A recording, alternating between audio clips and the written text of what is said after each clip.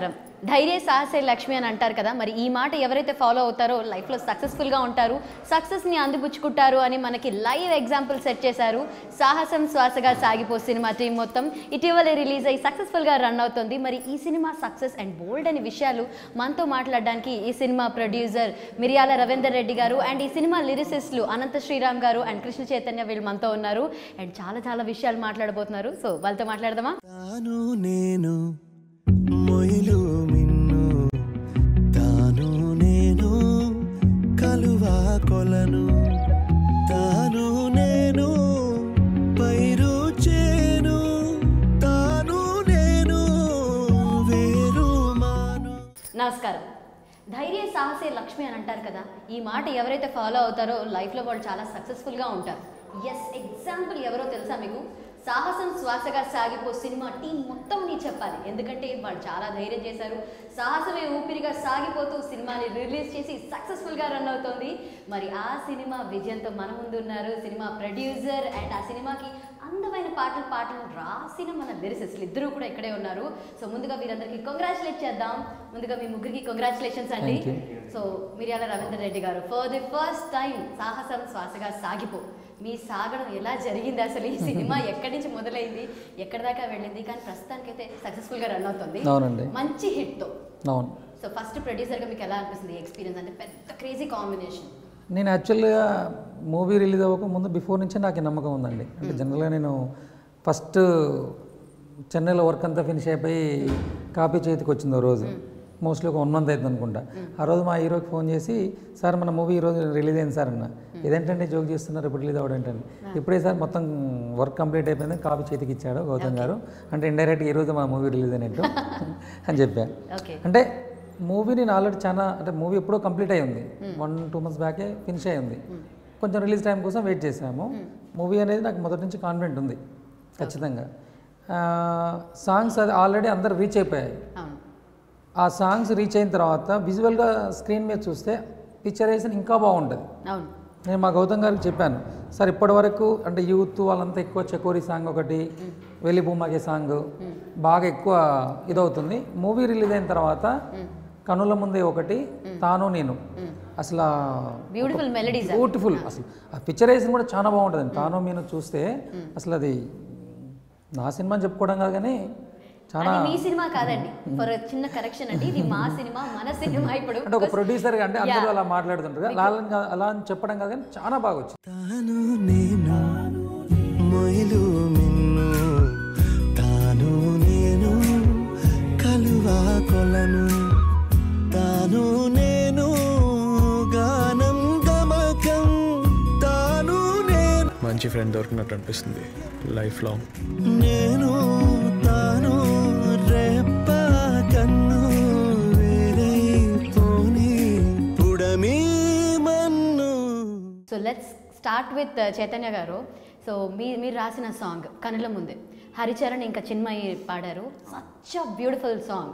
So అసలు ఈయన గురించి అంటే ఇప్పుడు నేను మొదలెట్టాను అనుకోండి, మేమిద్దరం మాట్లాడితే వరద వాగు అలా వెళ్ళిపోతూ ఉంటాయి. So let's start from you. So Rahman గారికి మొట్టమొదటిసారి రాశారనుకుంటా. సో ఎలా ఉంది experience? Yeah, it's a great honor and a great experience అండి. So it all started off with actually అంటే ఈ సినిమాకి నేను I was suppose to right dialogues. ఆ టైంలో ఇదేంటి అదే నా వర్క్ అది ఆ టైం అది సెట్ అవ్వలేదు. అందుకని that's how I know the film. నేను ఫస్ట్ సినిమా ఇదంతా ఫస్ట్ హాఫ్ అంతా అప్పుడే చూశానండి, తమిళ్ వర్షన్ చూశాను. చూసిన తర్వాత అప్పుడు గౌతమ్ సార్ ఇదేంటి చైతన్య ఫస్ట్ ఏ పాట రాస్తావు అన్నారు. అప్పుడు ఈ కన్నుల ముందే వచ్చింది. సో కన్నుల ముందే వచ్చింది, that's how it all started. So yeah, ఇంకా అంటే వాళ్ళ గురించి నేను కొత్తగా గొప్పగా చెప్పేదో ఏం లేదు కాబట్టి అందరికీ తెలుసు కాబట్టి for me it's a very divine experience అండి. ఫ్రమ్ నార్మల్లీ రెహమాన్ గారికి రాసినప్పుడు for any lyricist you normally feel your cycle is complete as a lyricist. ఎందుకంటే from way you started till మనకి ఎలాగుంటుందంటే తిరుపతి గర్భగుడిలోకి వెళ్తే ఎలా అనిపిస్తుందో రెహమాన్ గారి స్టూడియోలోకి వెళ్ళిన వెంటనే అలాగే అంటే the whole cycle is complete అనిపిస్తుంది. సో అలా ఒక లిరిసిస్ట్గా it's a very great feeling. కన్నుల ముందే కనపడుతుందే కల అనుకుంటే నన్ను కొట్టి పుట్టిందే నన్ను చూడరా అంటోందిరా ఈ రోజే నేను మళ్ళీ పుట్టాను నాకదే బాగుందిలే. సో మరి మీరు పాట రాయంగానే రెహమాన్ గారు విన్నారా? అయిపోయింది. ఫస్ట్ గౌతమ్ మేనన్ గారు నేను అండి. గౌతమ్ మేనన్ గారి గురించి చాలామందికి మరి బహుశా తెలిసిన వాళ్ళకి తెలుసు, తెలియని వాళ్ళకి ఏంటంటే ఆయన చాలా బాగా తెలుగు అర్థమవుతుందండి. చక్కగా మాట్లాడతారు. అవును, I mean he speaks Telugu. అవును. మీరు మూవీలో కూడా చూస్తే అండి వాయిస్ ఓవర్స్ వస్తుంటాయి. ఘర్షణ సినిమాలో పండా క్యారెక్టర్ ఉంది కదా, ఆ పండా క్యారెక్టర్ డబ్బింగ్ చెప్పింది గౌతమ్ గారు. ఇప్పుడు మా సినిమాలో కూడా కొన్ని వాయిస్ వస్తుంటాయి బ్యాక్గ్రౌండ్లో, తనే చెప్తాడు. తెలుగు వెర్షన్ డైలాగ్ తెలుగు కూడా తనే చెప్తాడు. మోర్ ఓవర్ అది అంటే ఆయనతో యాక్సెసిబుల్గా ఈజీగా ఉంటుందండి. ఎందుకంటే రాసిన తర్వాత అంటే అర్థం కావడానికి మనం ఇంగ్లీష్లో చెప్పినప్పుడు కొన్ని లాస్ట్ ఇన్ ట్రాన్స్లేషన్లో పోతాయి. ఆయనతో ఆ ప్రాబ్లం ఉండదు, ఎందుకంటే ఆయనకి తెలుగు క్లియర్గా అర్థమవుతుంది కాబట్టి. సో అండ్ ఎక్కడో తెలియకుండా నాకు ఎందుకంటే ఏమై చేసావో అనంత్ గారిది, ఈయనది గౌతమ్ మేనన్ గారిది. So I really like that songs. చాలామంది ఎందుకంటే ఆయన ఫిల్మ్స్లో ఉన్న గ్రేట్నెస్ ఏంటంటే మనం చూసి చాలా కొద్ది సినిమాలే ఉంటాయండి, we will take back home. So this is అంటే Gautham Menon sir's films are some films which we will take back home always. And it's a great pleasure అండి to work as a whole. And Ravinder Reddy garu ఆ రోజు ఆడియోలో first time చూశాను. He was almost compering the whole show. So it was a great experience అండి to working with Gautham sir. నిన్నటి వరకు చిన్న పిల్లాడిలో అటు పాటు తిరిగాను. ఈ ఒక్క రోజుతో ఏదో 10 సంవత్సరాలు గడిచిపోయిన feeling. I feel like a man. ఏమైనా జరగచ్చు, కానీ ఏం జరిగినా నేను చూసుకోగలను లోపల అనిపిస్తుంది. లీలా మైత్రేయ వాళ్ళ ఫ్రెండ్ అంటరా? ఓ రే, మన రూల్సే కదా, మనలో ఎవరు చెల్లెలైనా మనందరి చెల్లెలేగా. కానీ చెల్లెలు వాళ్ళ ఫ్రెండు మనకు చెల్లెం కాదుగా. Hi. Hi. What's your name? నీ పేరేంటి? Tell me.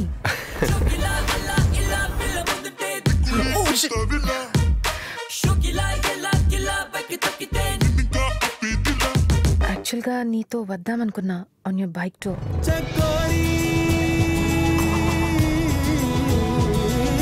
మంచి ఫ్రెండ్ దొరికినట్టు అనిపిస్తుంది లైఫ్ లాంగ్.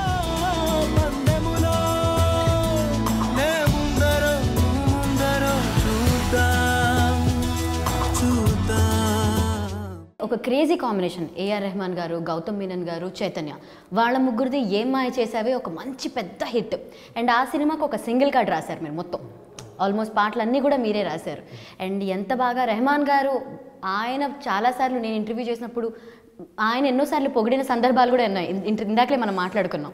సో మళ్ళీ అదే కాంబినేషన్ రెహమాన్ గారు, గౌతమ్ మీనన్, చైతన్య అండ్ అనంత శ్రీరామ్, తాను నేను కానీ అంటే మిగతా బ్యూటిఫుల్ సాంగ్స్ ఇందాక మనం అనుకున్నట్టుగా పాటలన్నీ కూడా చాలా అద్భుతంగా ఉన్నాయి.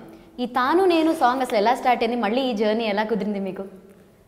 ఇది చెప్పే ముందు నేను చెప్పాలనుకున్నది ఆయన పాట ఉంది కదా మన చైతన్య గారిది, కన్నుల ముందే పాటలో ఏమైపోయానో అన్న పదం, ఇంకా ఆ ట్యూన్ వింటుంటే తానా నానా అన్న దానికి ఏమైపోయానో అని ఎంత అందంగా పొదిగిందంటే, సరిగ్గా వెంకటేశ్వర స్వామి శిరస్సు మీద కిరీటం ఎంత అందంగా ఉంటుంది, ఎంత సబబుగా ఉంటుందో ఆయనకే అది సరిపోతుంది అన్నట్టుగా కుదిరిందనమాట.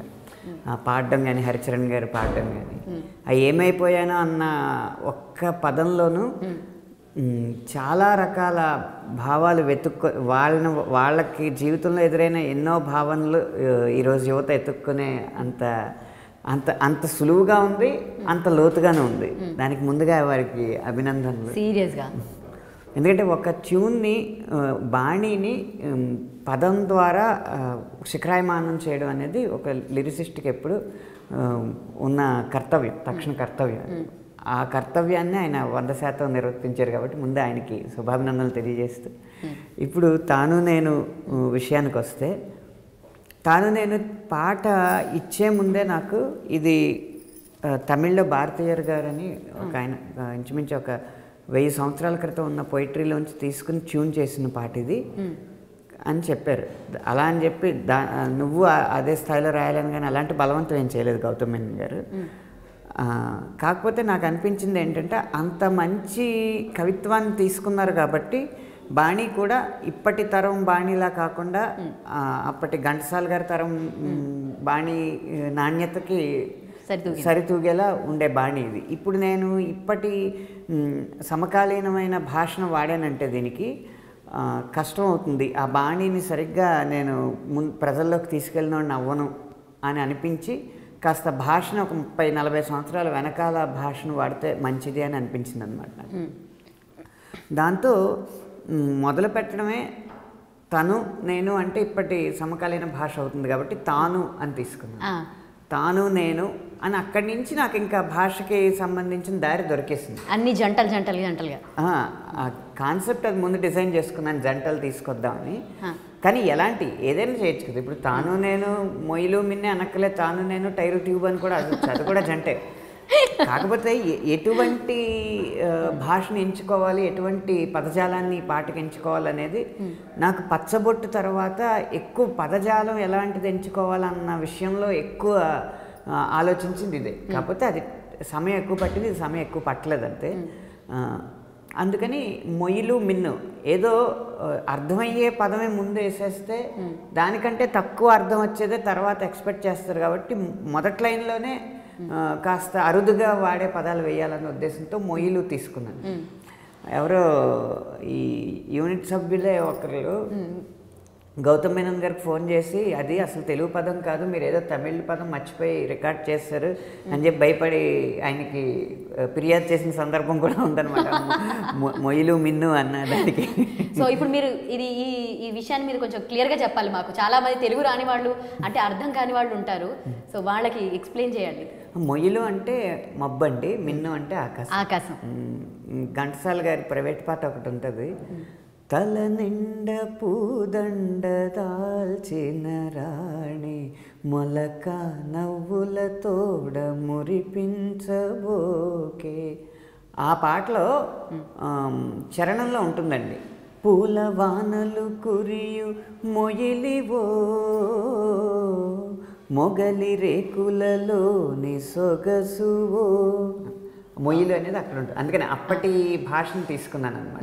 తాను నేను మొయిలు మిన్ను, తాను నేను కలువా కొలను, తాను నేను గానం గమకం, తాను నేను. మంచి ఫ్రెండ్ దొరికినట్టు అనిపిస్తుంది లైఫ్ లాంగ్. నేను తాను రెప్ప కన్ను వేరే పోని పుడమి మన్ను. అండ్ గౌతమ్ మీనన్ గారి పిక్చరైజేషన్ గురించి మాట్లాడుకుంటే ప్రతి పాట అంటే బిట్స్ కింద వదిలేసినవి, అంటే ఏంటి బిట్లు అని అర్థం కావు కానీ పిక్చరైజేషన్లో బాగుంటాయి. సో ఈ సినిమాలో మీ ఎక్స్పీరియన్స్ అంటే గౌతమ్ గారు మీరు సినిమా చూసినప్పుడు మీకు ఎలా అనిపించింది ఇండివిజువల్గా? అంటే బేసికలీ అంటే you never feel like you're watching a film అండి. మన ఇంటి పక్కన ఏదో కథ జరుగుతుంది అనే దీంట్లోనే ఉంటుంది. ఆయనలో ఉన్న గొప్ప ఇదేంటంటే ప్లస్ ఆయనతో పర్సనల్గా నేను మాట్లాడినప్పుడు అడిగాను, సార్ మీకు మార్టిన్ స్కార్సీ అంటే చాలా ఇష్టమా సార్ అన్న. అంటే అవును నాకు చాలా ఇష్టం చైతన్య, ఎందుకంటే మార్టిన్ స్కార్సీ గారు ఆయన ఎక్కువ వాయిస్ ఓవర్స్లో చెప్తారు ఫిల్మ్. సో ఈయన ఫిల్మ్స్లో కూడా ఎక్కువ వాయిస్ ఓవర్స్లో ఉంటాయండి.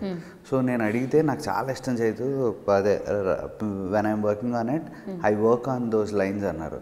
సో అంటే స్వతహాగా నేను డైరెక్షన్ డిపార్ట్మెంట్ వైపు నుంచి అది కాబట్టి జనరల్లీ ఆయనతో ఇంటరాక్షన్లో అడుగుతాను, సార్ సెకండ్ హాఫ్లో మీకు వెంటనే వచ్చేస్తాయా అంటే అదే ప్రాబ్లం నాకు రావు కానీ ముందే రాస్తూ ఉంటాను. నా సగం సినిమాలకు సెకండ్ హాఫ్ ఉండవు చేతిని అయినా కూడా చేస్తూ ఉంటాను. చెలికి అదే మెన్నలేకి అదే అన్నిటికి. మా సినిమా అయ్యో భలే మా సినిమాలో కూడా అండి తను ఫస్ట్ హాఫ్ స్టోరీ ఉన్నది, సెకండ్ హాఫ్ కూడా లైన్ అనుకున్నాం. యాక్చువల్గా సెకండ్ హాఫ్లో మా సినిమా ఇప్పుడు స్టోరీ కాదు, ఫస్ట్ తను మా సెకండ్ హాఫ్లో విలన్ క్యారెక్టర్ అనేది లేడీ.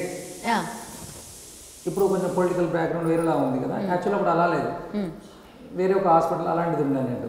ఎక్కడ కూడా సెకండ్ హాఫ్ ఫస్ట్ అనుకున్నానికి సెకండ్ అనుకున్నానికి ఎక్కడ కూడా చేంజెస్ ఏం లేదు, లైన్ అలానే ఉంది. కానీ ఒక క్యారెక్టరైజ్ని ఇంకొక నెక్స్ట్ లెవెల్ తీసుకెళ్ళి స్ట్రాంగ్ చేయడం వల్ల ఆ యాక్షన్ ఇప్పుడు జనరల్గా ఇప్పుడు చిన్న ఒక విలన్ లాంటి ఉన్నారనుకోండి, ఒక అంటే ఒక రెగ్యులర్ విలన్ లాంటి ఉన్నాడు అనుకోండి, అంత వ్యవస్థను మేనేజ్ చేయలేడు సెకండ్ హాఫ్లో.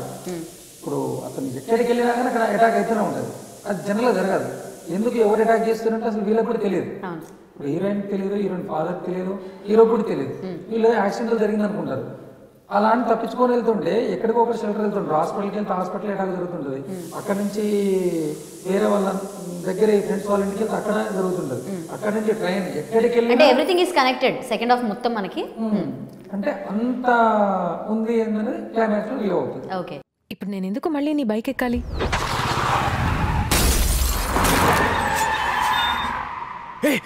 లీలా ఇక్కడ నువ్వు ఇక్కడికి ఎందుకు వచ్చావు? పారిపోండి నా కొడుకులారా, చచ్చిపోతాను. కానీ నేను మాత్రం వాళ్ళని వెతుక్కుంటూ వెళ్తాను. ఎప్పుడు చూడు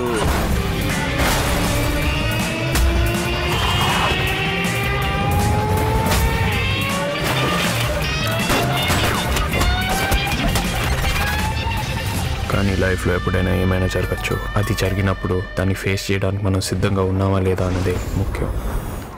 సో మరి అనంత్ గారు, మీరు ఆల్రెడీ ఆయనతో గౌతమ్ గారితో వర్క్ చేస్తున్నారు, రెహమాన్ గారితో. సో ఏదైనా స్వీట్ మెమరీస్ అంటే ఇప్పుడు ఈ పాటలు వెళ్ళిపోమాకే కూడా ఉంది. సో ఎలా ఉంది ఆ వెళ్ళిపోమాకే? మీరు నిజంగా ఎవరైనా ఆగు ఆగు అంటే వినకుండా వెళ్ళిపోయిన అమ్మాయి ఆ ఇంజిన్ తీసుకొచ్చి రాశారా ఏంటి? యూజువల్గా లిరిసిస్ట్లు అంటే ఇలాగే అడుగుతారు. నిజంగా ఆ పాట రాస్తుంటే ఏదో ఎలా రాసానో చెప్తున్నా, అది రాసింది నేను కాదండి, మన శ్రీజో గారు తల్లిపోగాదే అన్న దానికి సమాంతరమైన తెలుగు పదం పట్టుకున్నారు, వెళ్ళిపోమాకే అనేది. అందుకనే యువతకి అంతలా వాళ్ళు కాలేజెస్లో ఆ పాట ఉందన్నమాట. తర్వాత తాను నేను కంటే చకోరీ కంటే కూడా ఆ పాట తత్కారం అర్థం చేసుకోవడం చాలా కష్టం. చాలా అంటే ఒక మనం అంచనా వేయలేని విధంగా వెళ్తూ ఉంటుంది అన్నమాట ట్యూన్. దాన్ని పట్టుకుని ఆల్రెడీ తమిళ్లో రాసున్న దాన్ని అలా రాయడం అంటే కష్టం. కొత్త అయినా శ్రీజో గారు బాగా చేశారు ఆ పాటని. ఓకే, సో మీ ఎక్స్పీరియన్స్ గౌతమ్ గారితో అండ్ రెహమాన్ గారితో, ఆయన ఏమైనా చాలా తక్కువ మాట్లాడతారు కదా, he speaks hardly few words. So అలా వర్క్ చేసినప్పుడు మీకు ఎలా అనిపిస్తుంది? ఇప్పుడు కృష్ణ చైతన్య గారు కూడా ఇట్స్ న్యూ ఎక్స్పీరియన్స్ అన్నారు, ఇంకా నేను ఏం పొగడగలను అని అన్నారు. సో ఎలా అనిపిస్తుంది? తక్కువ మాట్లాడే వాళ్ళతో ఉన్న ఒక సౌలభ్యం ఏంటంటే తక్కువ మాట్లాడతారు కాబట్టి కావాల్సిందే మాట్లాడతారు కాబట్టి ఎక్కువ సమాచారం దాంట్లో వస్తుంది.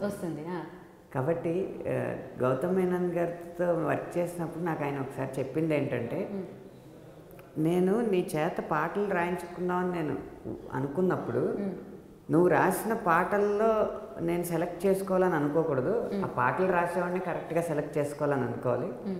అలా చేసుకున్న తర్వాత ఇంకా అతని పనిని గౌరవించి అతను ఇది మంచిది అనుకుని ఏది ఇస్తే దాన్ని నమ్మాలి తప్పితే దాని మీద నేను డిక్టేటర్షిప్ చేయకూడదు, నియంతృత్వం వహించకూడదు అనేవారు అనమాట. అంటే ఆ ఒక్క మాటే ఎంతో బాధ్యత పెంచుతుంది పనిచేసే అతనికి. కాబట్టి ఆయన పాట రాసేటప్పుడు ఎప్పుడూ కూడా ఇది పూర్తిగా స్వేచ్ఛ నాకు కాబట్టి దీని తాలూకు ఫలితానికి సంబంధించిన ఘనత అవ్వచ్చు, విమర్శ అవ్వచ్చు, ఏదైనా నేనే ఎదుర్కోవాలి. అది ప్రజలు నన్ను విమర్శించకపోయినా నన్ను నేను ప్రశ్నించుకున్నప్పుడు అవును ఇది నీ నిర్ణయమే కదా అందుకనే పోయింది, నీ నిర్ణయమే కదా అందుకనే విజయవంతమైంది. అందుకని ఆయన పాటలు రాసేటప్పుడు మాత్రం ముందు నాకు నేను ఒక విమర్శకుడిగా మారి నేను రాసిన పాటలు ఒకసారి సరి చూసుకుని నాకు బాగుంది అనిపిస్తేనే దాన్ని కాగితం మీద పెడతాను. కాగితం మీద పెట్టిన తర్వాత కూడా పాడుకోవడానికి బాగుంది అనిపిస్తేనే ఆయనకి వినిపిస్తాను.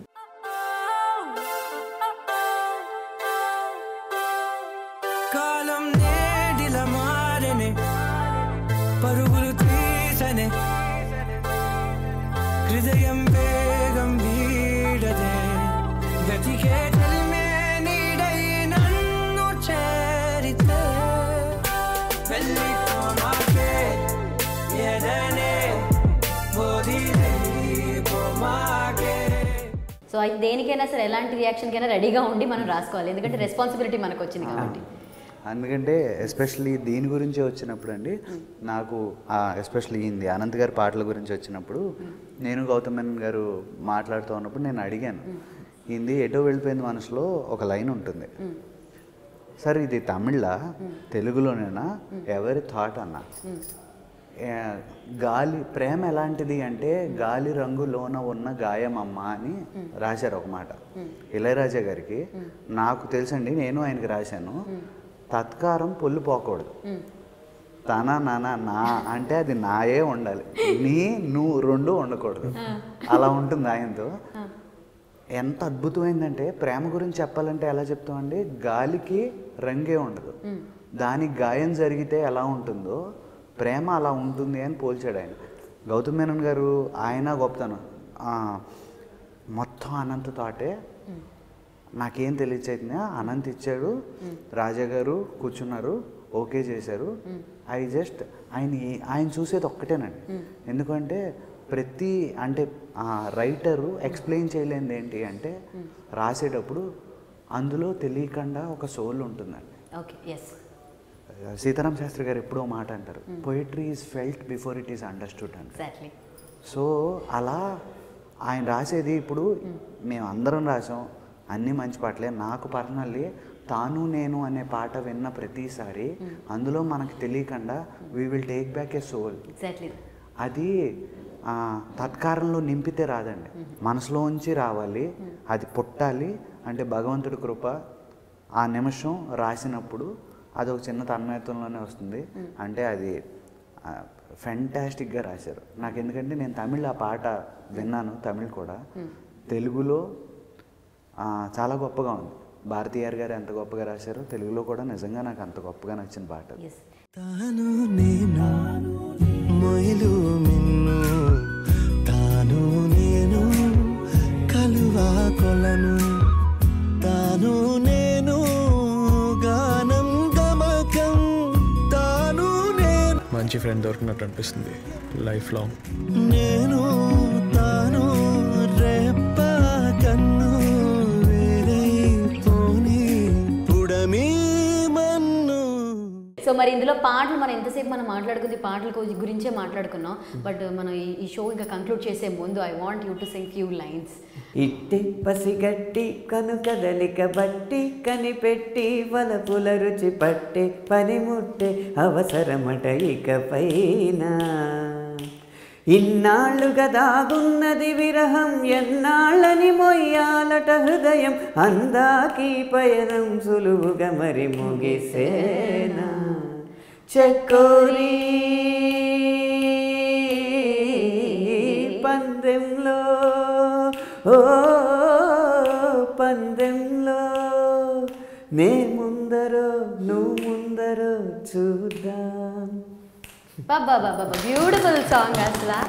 ఇట్టే పసిగట్టి కను కదలిక బట్టి కనిపెట్టి వలపుల రుచి పట్టే పని ముట్టే అవసరమట ఇకపైన. ఇన్నాళ్ళుగా దాగున్నది విరహం, ఎన్నాళ్ళని మొయ్యాలట హృదయం, అందాకి పయనం సులువుగా మరి ముగిసేనా. ఇట్టే పసిగట్టి కను కదలిక బట్టి కనిపెట్టి వలపుల రుచి పట్టే పని ముట్టే అవసరమట ఇకపైన. ఇన్నాళ్ళుగా దాగున్నది విరహం, ఎన్నాళ్ళని మొయ్యాలట హృదయం, అందాకి పయనం సులువుగా మరి ముగిసేనా. చకోరీ పందెములా పందెములా. Thank you so much all of you. Thank you. తాను నేను